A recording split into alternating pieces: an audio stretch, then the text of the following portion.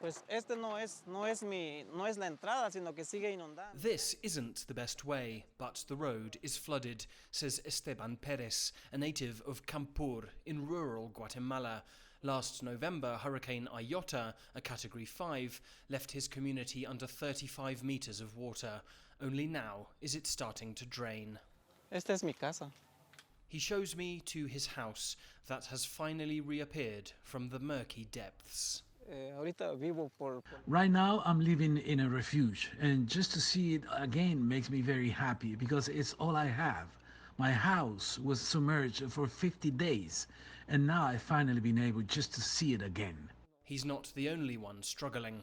Todo esto son las cosas. All of these are the ruined belongings of people who didn't manage to get them out in time. Their beds, their clothes, their kitchens, everything gone. De cocina que no lograron sacar. Local Red Cross officials say 1,500 families in Campur have been left homeless, still unsure when or if they'll be able to resume their previous lives. In the middle of a global pandemic, 2020's hurricane season was one of the worst on record. And in Central America, hurricanes Eta and Iota, Category 4 and 5 storms respectively, struck the region within 2 weeks of each other, causing billions of dollars worth of damage. Across Central America, more than 5.5 million people were impacted by the two storms.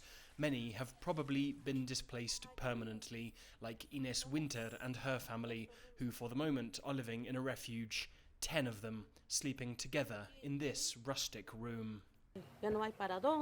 We have nowhere to go. There's no money and no work either. If we can't go home, then we'll have to find work elsewhere, to start to rebuild all over again elsewhere. David De Leon represents the Guatemalan Emergency Services and says the ultimate cost of these disasters will stretch into the long term.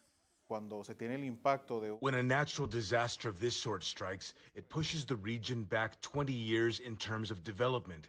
So as well as rebuilding what has been lost, we must install regional infrastructure and work a lot harder with populations living in at-risk areas.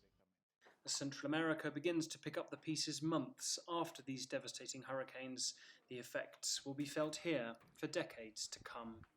Alasdair, Baverstock, CGTN, Campur, Guatemala.